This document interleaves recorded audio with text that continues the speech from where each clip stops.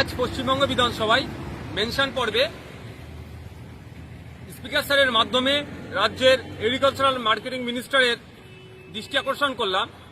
রমজান মাসে যেভাবে ফলমূলের দাম বেড়ে যায় এবং কালোবাজারি হয় সেটা রোধের জন্য। আমরা সকলেই জানি আর 2 সপ্তাহের মধ্যে পবিত্র রমজান মাস আসতে চলেছে।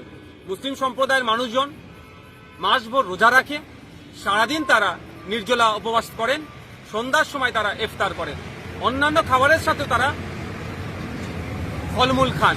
কিন্তু দুর্ভাগ্যের বিষয়, এক শ্রেণীর অসাধু ব্যবসায়ীরা এই সময় স্বাভাবিক সময়ে বিগত দিনে ফলমূলের যা দাম থাকে, রমজান মাসে ফলের চড়া দামে তারা বিক্রি করে এবং ফলের কালোবাজারি করে।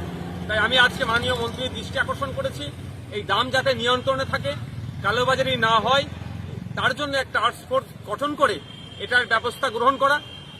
যে সমস্ত অসাধু ব্যবসায়ীরা এই কাজের সাথে যুক্ত থাকবে তাদের বিরুদ্ধে ব্যবস্থা গ্রহণ করা।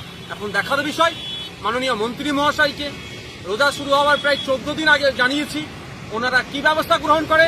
পশ্চিমবাংলার একটা হেভি অংশের সংখ্যালঘু মুসলিম সম্প্রদায়ের রোজা যারা রাখবেন, তাদের রোজা রাখার শেষে যারা ইফতার করবেন, সেই ইফতার যাতে সঠিক দামে কিনতে পারে, তার কি ব্যবস্থা, তার কি সুরাহা করে, সেটাই এখন দেখার বিষয়।